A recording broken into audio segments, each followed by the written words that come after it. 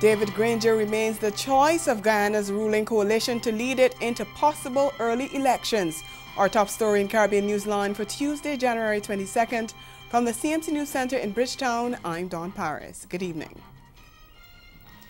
Despite his battle with cancer, President David Granger appears to have the backing of members of the coalition, a Partnership for National Unity, APNU, as it prepares for a possible early regional and general election. The APNU has given Granger its vote of confidence on the heels of the main opposition People's Progressive Party, the PPP, selecting Arfan Ali as its presidential candidate as the country awaits a court ruling on whether elections will be held early following a successful no-confidence motion against government last month. Amma Ali is the General Secretary of the People's National Congress Reform, President Granger's party, and the biggest member of the coalition government. Endorsing his candidacy, Ali said despite orchestrated rumors and untruths regarding Granger's health, he's still considered fit and proper for a second term. Other coalition partners, the National Front Alliance and the Working People's Alliance, say they too would be supporting Granger.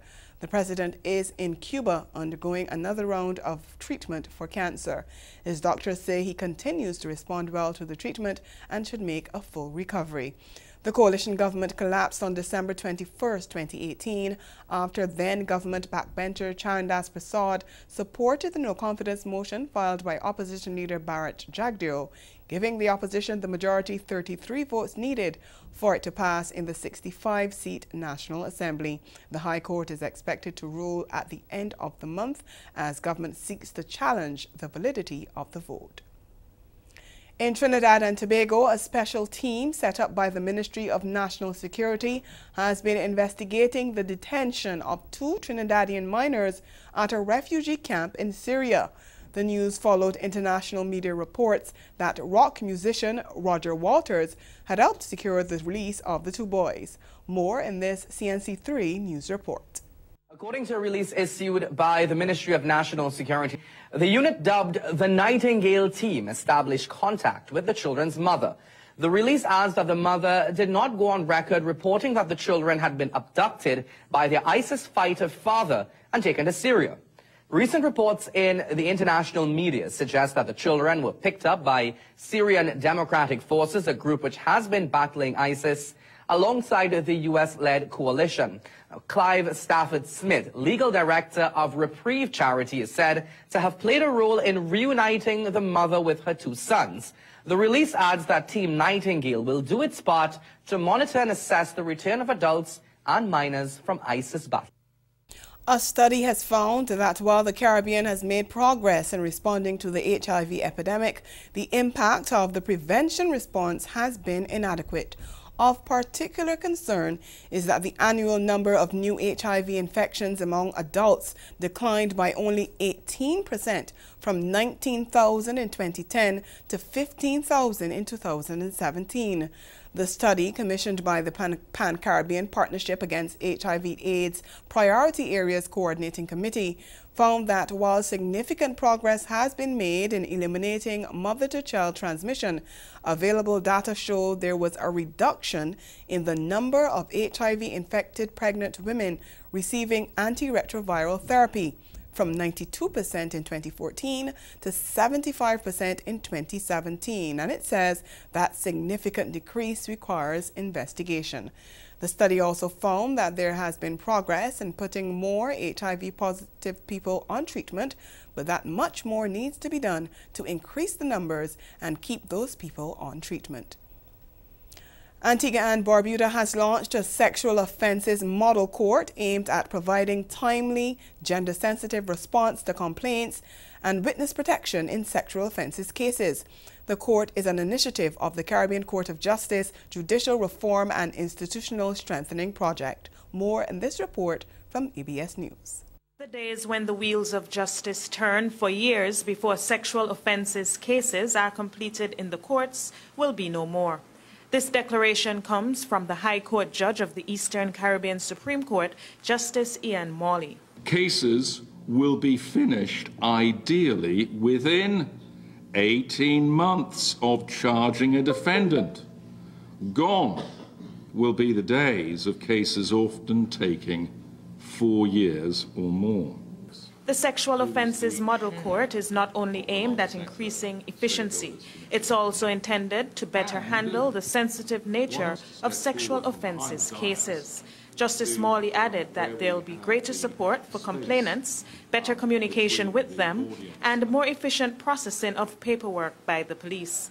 Chief Justice of the Eastern Caribbean Supreme Court, Dame Janice Pereira, said the specialization of the court will help to improve overall efficiency. There can be no doubt, given the prevalence of sexual offenses in our region, that the establishment of a specialist court to treat with such offenses would improve the capacity of the court to deliver gender-responsive and customer-focused services to the people we serve. In the overall thrust to improve the system, the court has been outfitted with modern equipment and technologies. The court will have the ability to operate with enhanced video and audio links as may be necessary for the conduct of any trial in an atmosphere which promotes fairness rather than one where a witness may feel lost and afraid. The Chief Justice added that this country was chosen as the location for the model court for several reasons. One such reason is the strides made by the Department of Gender Affairs in addressing sexual abuse cases. Meanwhile, Attorney General Stedroy Benjamin says government will set up a forensic lab to facilitate the work of the Sexual Offences Court. We have introduced and will introduce our forensic lab. We have suffered over the years where bits of evidence sent overseas for testing take years to return to Antigua. That will be something of the past. We also will have very shortly a forensic evidence unit designed specifically to make certain that evidence is not contaminated and that we are able to present them in a timely manner before you, Justice Morley, in your court.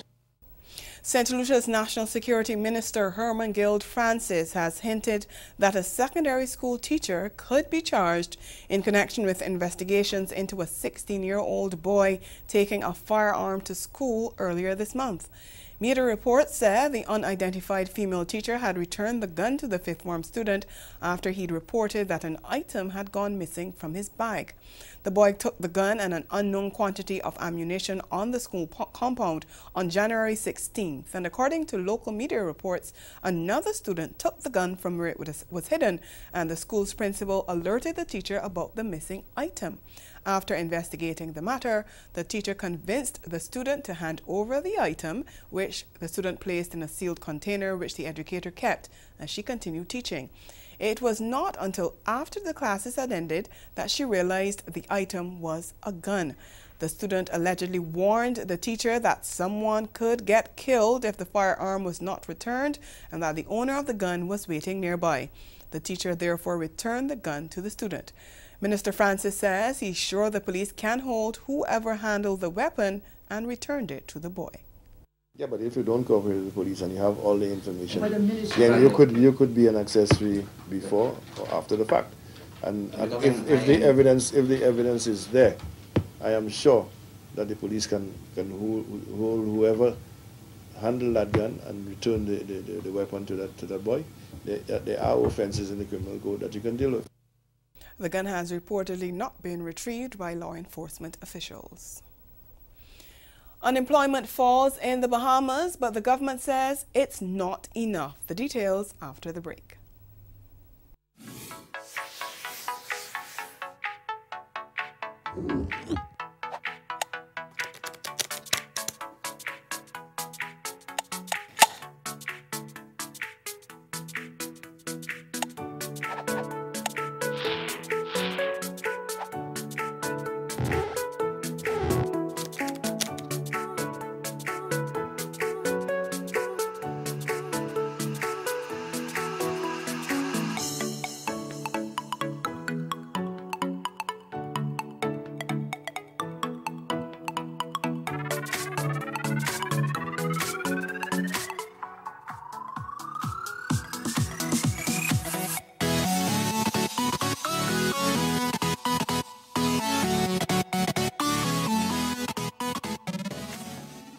Barbados, get ready for the 5th Fish and Dragon Festival. This spectacle comes off at the Garfield Sobers Gymnasium on Wednesday, January the 23rd at 5 p.m. It features at 7:30 p.m. the charming Beijing Taiji Hubei Arts Group from China. Additional performances include Calypso Monarch Mr. Blood, singer Kelly Cadogan, the Pineless Creative Workshop, traditional Chinese land dance and drumming, martial arts displays, Chinese interactive language and video rooms, traditional Beijing and Chinese food and delicacies, and lots more. That's the 5th Fish and Dragon Festival, and it's free. Barbados, renowned for its pristine beachfront and fantastic weather, continues to leave quite an impression on newcomers to the island and returning visitors. The Caribbean island, quite popular as a vacation hotspot, is not only beautiful due to its natural aesthetics. The island of Barbados continues to grow in popularity because of unique connections developed with our people, our culture. We can't wait to welcome you.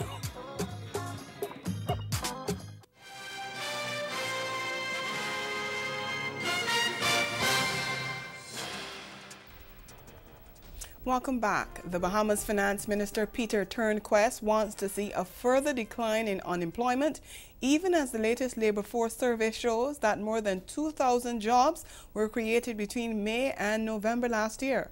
Authorities say the rate of job growth is still not high enough to absorb the number of school leavers entering the labor market each year. We get the details of the labor force survey in this report from ZNS Network News. Unemployment rose to 10.7% in November 2018, up from 10% in May 2018, according to preliminary results of the latest labor force survey from the Department of Statistics. Senior statistician Cipriana Winters says 2 of the 3 most populated islands saw a decrease in unemployment during that period. At the time of the survey, the rate in Grand Bahama was 11.9% and in Abaco 7.7%. On the other hand, New Providence's unemployment rate increased from 10.1% in May to 11%. Some 235,695 people make up the current labor force. The survey shows that in May 2018, 23,190 people were unemployed, compared to 25,135 in November. Overall, the unemployment rate for women reached 11.3% in November, compared to 10% for men. Winter says young people continue to represent the highest group of the unemployed in the country. The unemployment rate for young women reached 24.1%, compared with 22.4% for young men, 23.1% for both sexes. Employment rose by 2,305 during the 6 months from May to November 2018. On a year-over-year basis, Winter says employment grew by 6,830, or 3.4%. Europe and the Caribbean have joined forces to fight coastal risk related to climate change through a project called Carib Coast. It aims to create a Caribbean network for the prevention and crisis management of coastal risks. The project will focus on the French Caribbean territories of Guadeloupe, Martinique, and St. Martin, alongside Trinidad and Tobago, Jamaica, and Puerto Rico. We get more in this report from France Carib Broadcast. Carib Coast is a project funded by the European Commission, which starts from a simple observation, is that almost all the islands of the Caribbean are subject to major natural risks. So there is a need of establishing networks of experts from all over the Caribbean who can start working together to solve coastal management issues that concern both the monitor of phenomena and the prevention of risks, particularly cyclones.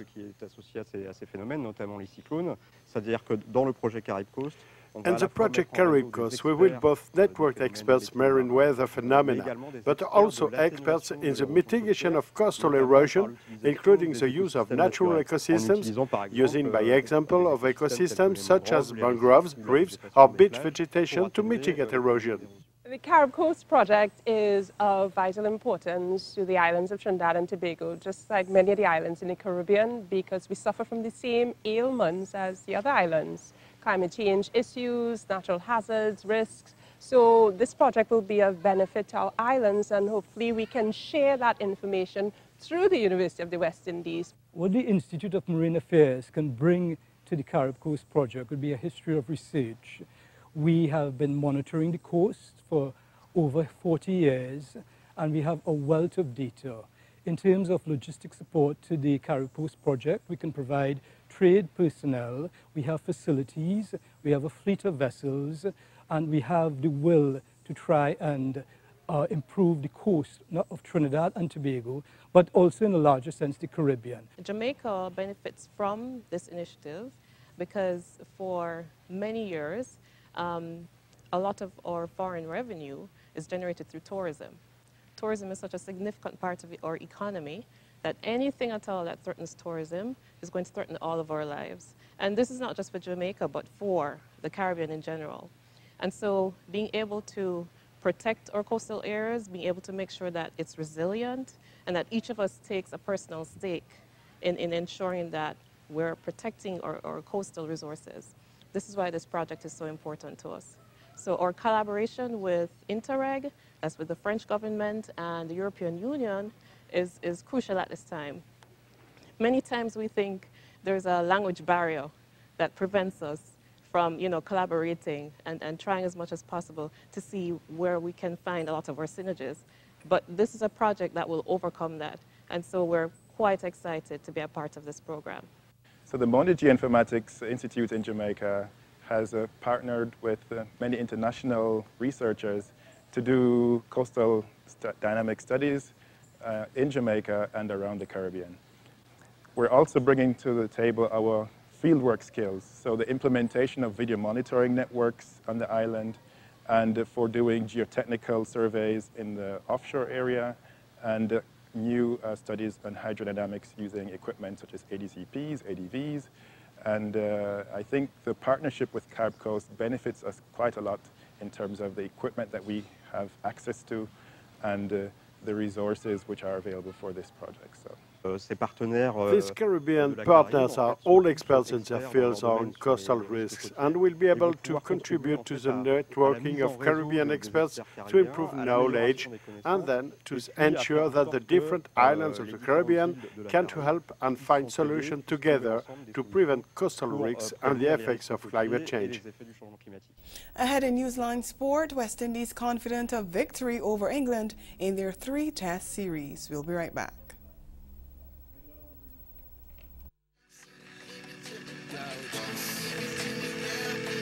I'm talking glasses.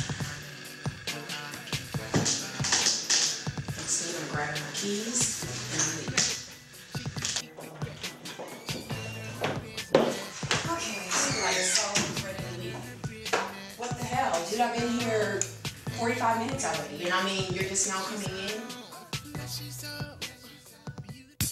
Follow your heart to St. Kitts and make plans to join us at the 23rd Annual St. Kitts Music Festival. 5 days of world-class entertainment from Wednesday, June 26th to Sunday, June 30th, 2019. See Buju Banton live as he makes his epic return to St. Kitts.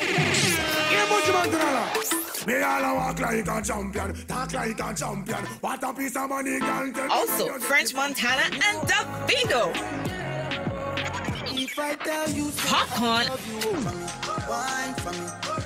and the legendary Smokey Robinson. This is just the first wave of announcements. Many more acts to come. For more information, log on to StKittsMusicFestival.com. The St. Kitts Music Festival, an experience like no other.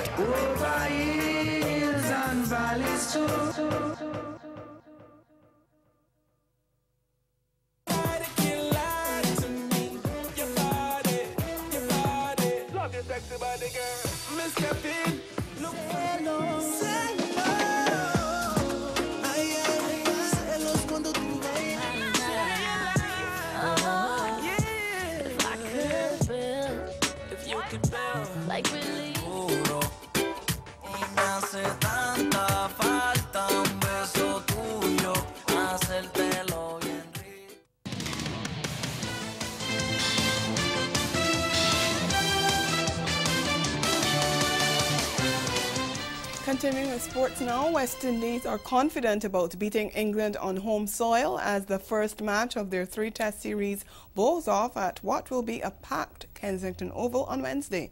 The Windies will be banking on home advantage to challenge the visiting side.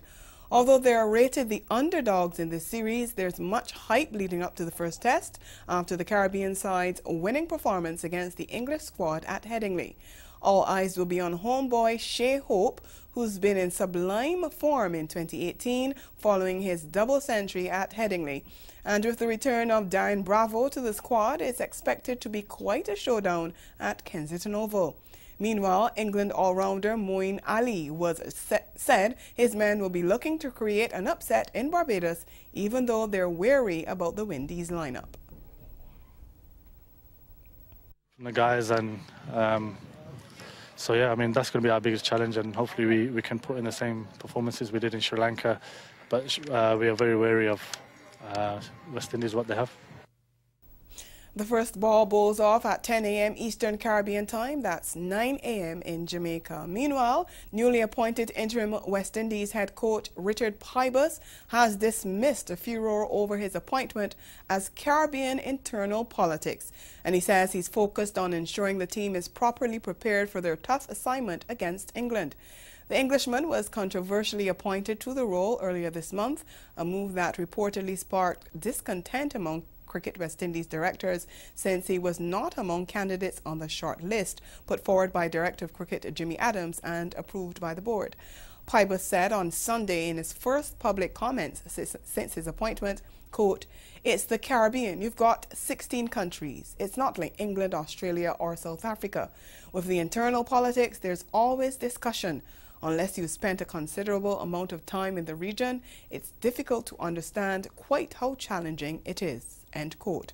Pybus, who never applied for the post, said criticism was part of sport and should be expected. Well, Cricket West Indies has once again snubbed legendary opener Desmond Haynes, this time overlooking him for one of the 3 assistant coach jobs for the senior men's side. The 62-year-old Barbadian was in the 11-man pool from which candidates were to be drawn to replace the departing head coach Australian Stuart Law. But CWI earlier this month appointed Pybus as interim head coach and on Monday announced former West Indies fast bowler Vaspert Drakes, Eson Crandon and another Englishman, Toby Radford, as the coaching support staff. Former West Indies batsman Floyd Reefer, who oversaw the Caribbean side's only series success on the recent Bangladesh tour when he took charge for the 2020 phase, has also been overlooked along with former Windies senior team bowling coach Roddy Estwick. Both Reefer and Estwick had been on the short list to replace Law along with Crandon and Radford. Drakes oversaw West Indies women's capture of the 2016 T20 World Cup title in India, but was sacked a year later as part of a management shake-up following the team's wretched outing at the 50 Overs World Cup in England. All-rounder Jason Holder is the only West Indies player selected to the ICC Teams of the Year announced on Tuesday. The Windies Test captain found a place in the Test team led by India skipper Virat Kohli following an outstanding year which saw him dominate in the longest format of the game. Holder picked up 33 wickets from 6 tests at an average of 11.87, the best by any bowler in a calendar year for the last century. His performances catapulted him in the ICC rankings, where he lies 10th in the bowling rankings and 2nd in the all-rounders charts. Overall, the Barbadian has taken 86 wickets from 35 tests at an average of 28.5. Switching sports now, world sprint legend Usain Bolt is concerned about the mentality of young Jamaican athletes. The 8-time Olympic gold medalist has taken note of Jamaica's performance in the international meets since his retirement in 2017, and speaking on the sidelines of a press conference where he gave an endorsement to Special Olympics Jamaica for the 2019 Abu Dhabi Games, Bolt said a lot of young athletes are unmotivated. I have a lot of concerns also, you know what I mean? I think a lot of these athletes, I think it's much easier now for them. when we were coming up, it was a struggle. We didn't get big contracts when we left high school, and I think a lot of the athletes aren't motivated anymore. When they leave high school and they get a big contract, then they're happy with whatever. So for me, hopefully these athletes can motivate themselves, because we're not lacking of talent. We have a lot of that, and I've seen it a lot throughout the years. But when they get to the senior level, now they're not motivated enough, and they don't work hard enough to get to the level of Usain Bolt, John Blake, Shelley and Fraser, all these guys. So it's all about the work, and they need to motivate themselves. Looking ahead, the sprint legend says he's shifting his focus from sports to becoming an entrepreneur. I'm just doing many different things, you understand? Sports life is over, so I'm now moving into different businesses. I have a lot of things in the pipeline. I'm just not one of the persons to brag, you know what I mean? So I have a lot of things. I won't talk about it because it will come out. I don't want to jinx anything. So a lot of things in the pipeline, but as I said, I'm just doubling my hand in everything, and I'm trying to be a businessman now. And that's the sport. We'll be right back.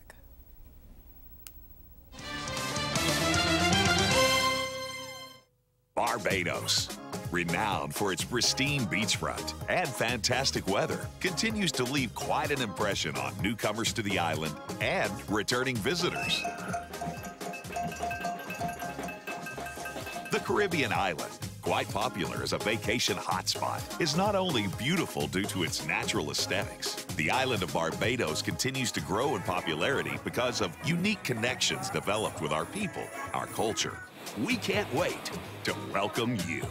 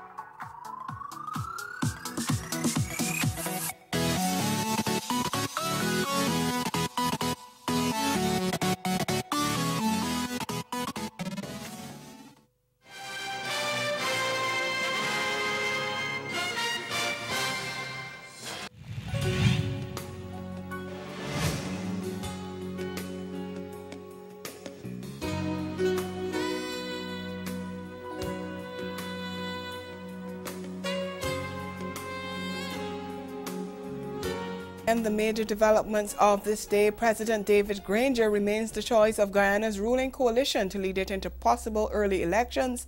And in sport, West Indies confident of victory over England ahead of the first match of the 3-test series at Kensington Oval in Barbados. That's Caribbean Newsline. For news and sport round the clock, subscribe to CanadaNews.com, and for more of our programming, log on to caribvision.tv and check out our YouTube channel. We'll be back here again tomorrow, but from all of us at CMC News, thank you for watching and have a good night.